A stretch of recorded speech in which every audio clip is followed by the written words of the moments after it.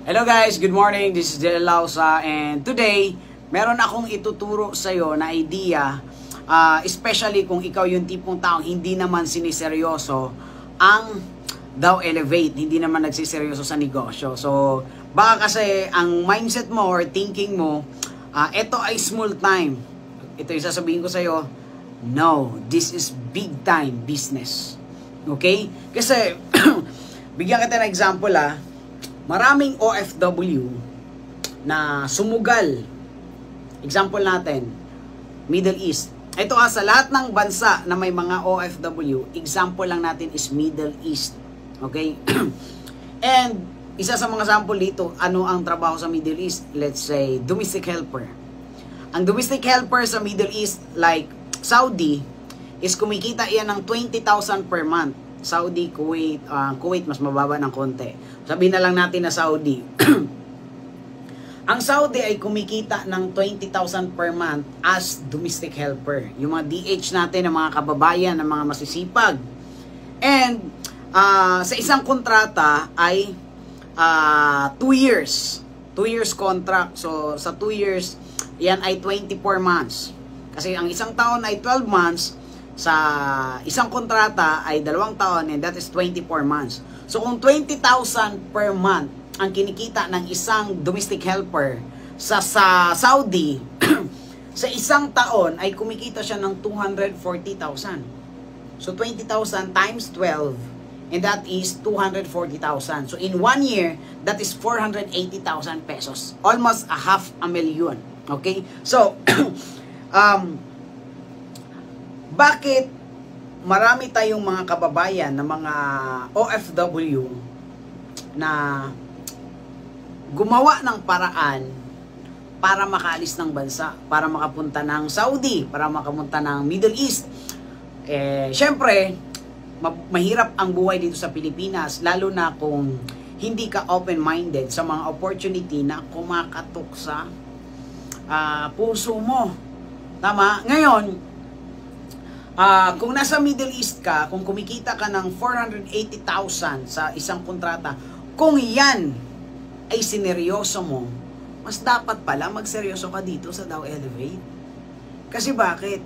Hindi lang 480,000 ang kikitain mo ng 2 taon. Ang pag-uusapan natin dito ngayon is 1 taon. 1 taon na pwede mong mabili ang mga pangarap. Sabi nga, maraming nahirapan sa network marketing, pero for me, ito yata ang pinakamadali sa lahat ng mahirap.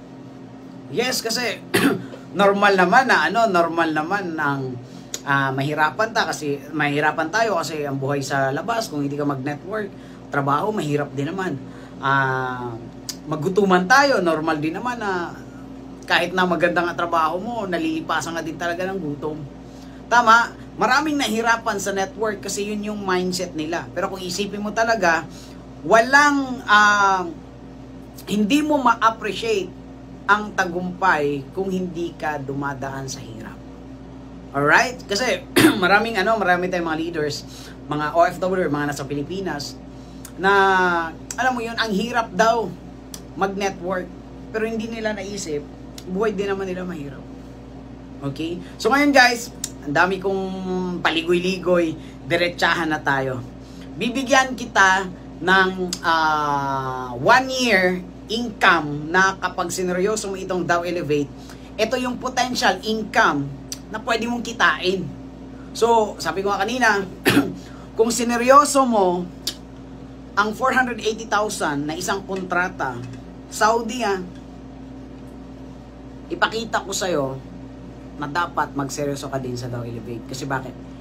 Ganito kalaki yung pwede mong kitain in just 1 year. Kalahati ng kontrata mo. Okay? Alright guys, ngayon, meron kasing ito ayaw nilang sumali sa negosyo kasi 1 year na lang ang natitira sa kanila.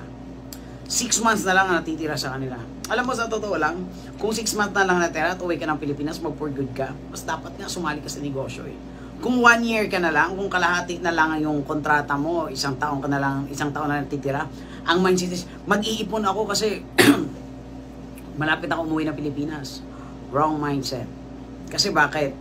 Mas dapat nga magnegosyo ka. Okay, mas dapat nga mag-Dow Elevate ka. Kasi bakit malapit ka ng pauwi? And for sure, pag uwi mo ng Pilipinas, more on wala ka ng income. Wala ka ng source of income.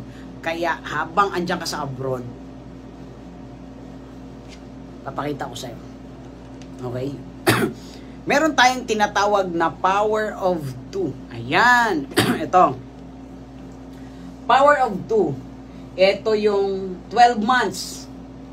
12 months income na pwede mong kitain. Ito ay potential income na pwede mong kitain.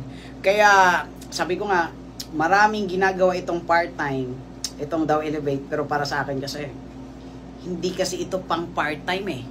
Kasi bakit? Ang pinag-uusapan dito, pangarap. Okay? Ito po ay big-time business. Hindi po ito pang small-time. Ito ay big-time business na pwede mong mabili ang mga pangarap mo. Okay? So, umpisa na natin. Okay.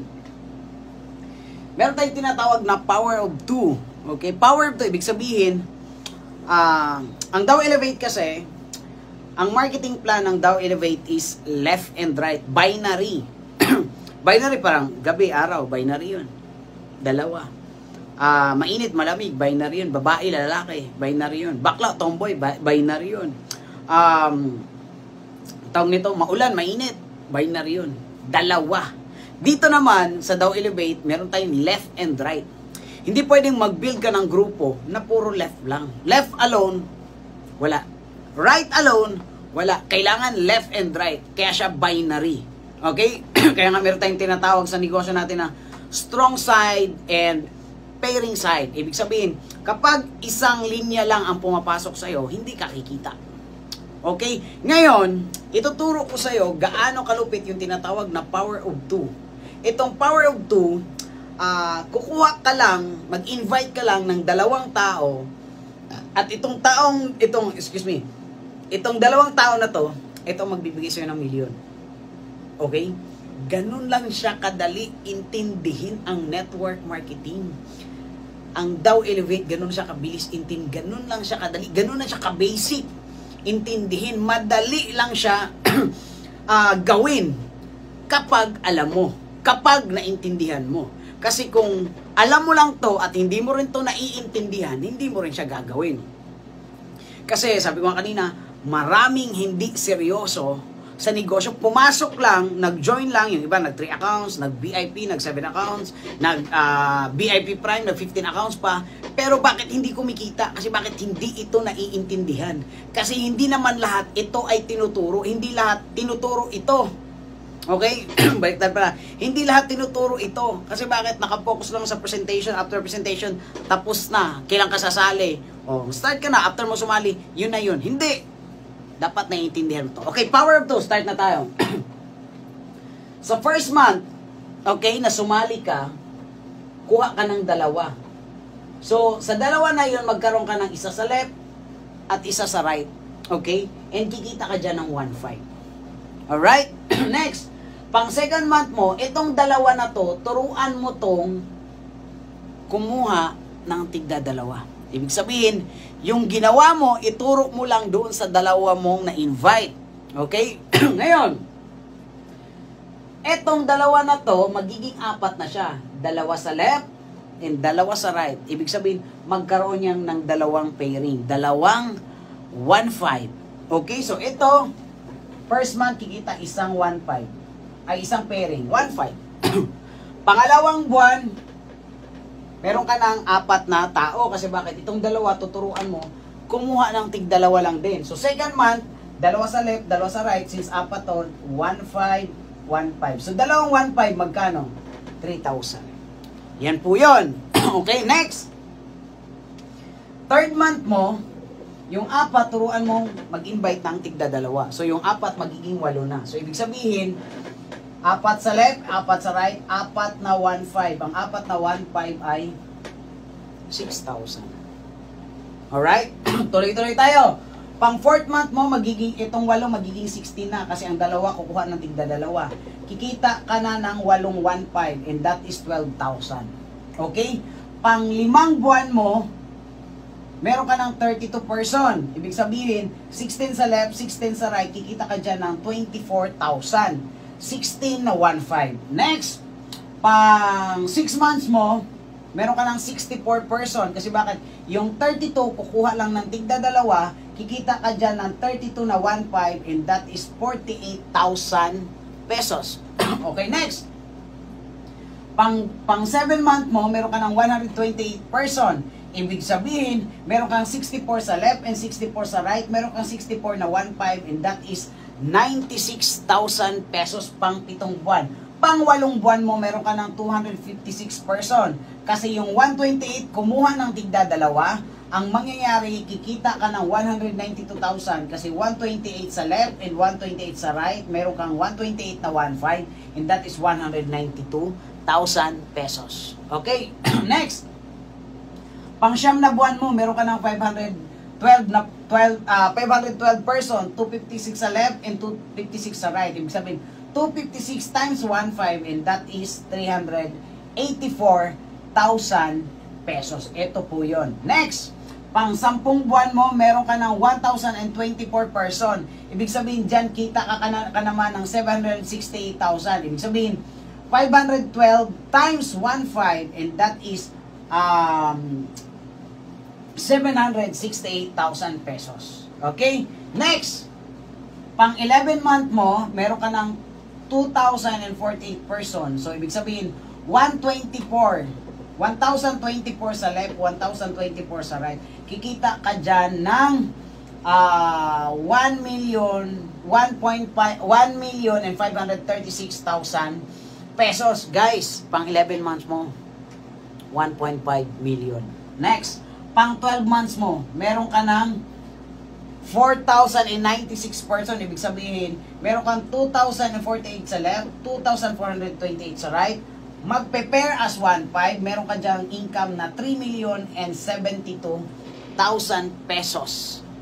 Pagdating ng 12 months, pang 1 year mo.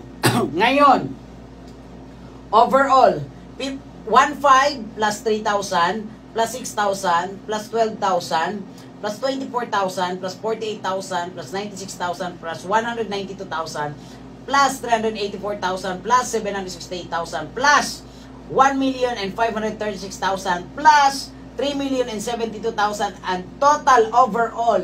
Ito yung potential income mo in 1 year. 6,142,500 pesos. Okay? Guys, sa hindi sineryoso ang Dow Elevate, sumali lang.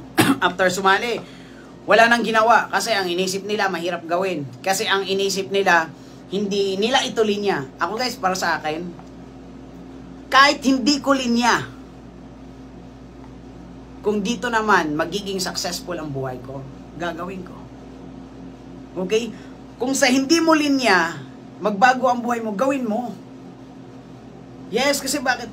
Kasi yung linya mo ngayon, let's say teacher ka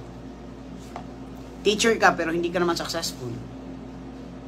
What if bigyan ka ng opportunity na hindi tungkol sa pagtuturo, hindi bilang isang guro, magiging successful ka? Igagrab mo. Dapat igagrab mo. Tandaan mo,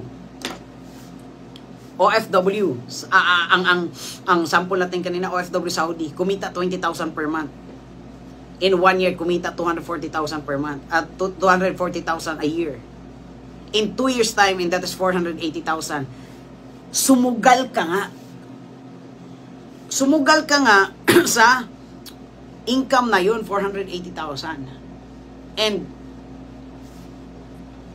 ang nangyayari, sa pagsugal mo ng 480,000, pagsugal mo, sa kikitain mo, after 2 years, hindi lahat may ipon. Kasi bakit? Naka-mindset yan, ito aso, FW ha, ka-mindset yan, bago umalis ng bansa, bago umalis ng Pilipinas, papunta sa ibang bansa, ang mindset niyan, unang sahod ko, bibili ko ng ito. Pangalawang sahod ko, bibilihan ko yung anak ko ng ito. Pangatlong sahod ko, gagawin ko ganito, magpapagawa ko ng ganito. Bibili ko ng ganito, ganyan. Para sa anak ko, para sa asawa ko, sa magulang ko, sa mga kapatid ko. Ibig sabihin, yung monthly salary mo, dyan sa ibang bansa, may nakatoka na kung saan siya mapunta. Kaya wag kang magtaka, bakit after 2 years, umuwi ka ng Pilipinas, wala kang ipon. Kasi bakit? Nakalimutan mong mag-invest, nakalimutan mo ang sarili mo eh. Lahat na, ang part mo doon, sa 2 years, trabaho. Pero yung income nasa pamilya. And guys, believe me, out of 100%, 2% lang ang pamilya na marunong mag-handle ng finances, marunong mag-handle ng perang pinapadala ng anak nila, asawa nila na nanggagaling sa abroad. Hindi lahat ng nanay na nasa Pilipinas or magulang marunong mag-handle ng pinapadala ng anak.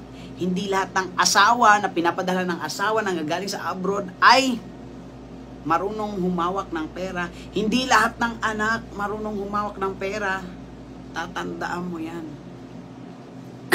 Marami akong nakausap, OFW, marami akong sinundo sa airport. Marami tayong OFW na pauwi, kinakausap ko. After 2 years, sinusundo ko sa airport. Tinatanong ko, partner, magkano ipon mo? Alam mo ang sagot? 1 buwan na sahod lang po, last na buwan na sahod. Kasi hindi na ako makapagpadala kasi uwi na ako. Kasi yung first month, second, third, fourth, and hanggang sa 23rd month, pinapadala ko yan sa parents ko. Pinapadala ko yan sa pamilya ko, sa asawa ko. And wala pong natitira. Kasi bakit? Hindi kasi lahat ng Pinoy, and ito kasi kultura ng Pinoy to eh. Kapag may pera, ang nasa isip ay para gagastusin. Hindi para magnegosyo. Hindi para, hindi yan pinag-isipan. Sabi ko nga kanina, out of 100%, 2% lang ang marunong mag-handle ng finances. Okay? Pwede mo rin naman sabihin na magnegosyo ka na lang habang andyan ka sa abroad. Magsari-sari store ka. Alam mo, sa to lang, magsari-sari store ka. Ang bantay, anak mo. Inagajowa anak mo. Pwedeng utangan niya ng jowa niya. Halimbawa, anak mo babae.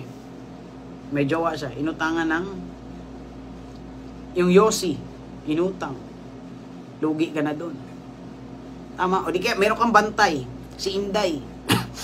Meron kang tindahan. Negosyo ka, bang dyan kasi ibang bansa.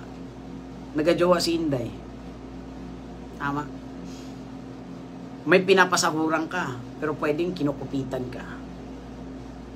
Kasi bakit malayo ka? Yung nandyan ka nga eh, kinukupitan niya eh. Ganun ang mga traditional business. How much more kung nasa malayo ka? And ang good news, itong Dow Elevate na in-offer sa'yo, habang nasa abroad ka, hawak mo negosyo mo. Andito pa kami. Andyan pa mga uplines mo, mga coaches mo, mga mentors mo, para i-guide ka. Nagkakandak ng trainings para matuto ka. Okay? Lagi mong tatandaan, pag hindi ka nagiging wais sa kinikita mo, pag uwi mo ng Pilipinas, kung ano ka nung umalis, yung ka pa din pag uwi mo ng Pilipinas. Yun nga lang, marami kang ipon na resibo. Ulitin ko din. Sumugal ka nga sa 480,000 sa loob ng 2 years na pwede mong kitain sa loob ng 2 years, na hindi ka rin naman nakaipon sa loob ng 2 years, dito pa kaya sa Dow Elevate na in-offer sa'yo, isasabay mo lang siya sa ginagawa mo. Magkano yung potential income? 6 million after 1 year. Sa isang kontrata mo, 2 years, pwede kang kumita potential income 12 million ang pwede mong kitain. Okay?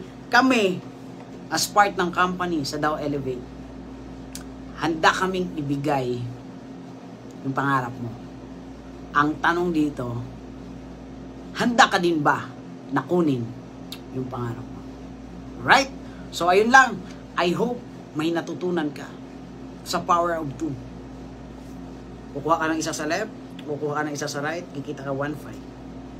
Yung dalawa na to, turuan mo kumuha ng tigda dalawa sa left, dalawa sa right, 1-5, 1-5. Meron kang 3,000. Itong dalawa na to, turuan mong kumuha ng tigda dalawa and magiging 4. Okay? Itong 4 na to, turuan mo kumuha ng tigda dalawa at magiging 8. Itong 8 na to, turuan mo kumuha, mag-invite ng tigda dalawa, magiging 16. 16 na 1-5. Yun lang guys. I hope may natutunan ka. Power of 2. Ibang level yan. Ang Dow Elevate, huwag mong ismulin. Big time business ito. Itong Dow Elevate ang magbibigay or magiging dahilan. Ito ang Dow Elevate ang bibili ng mga pangarap mo. Alright, this is Jay Lausa and good morning.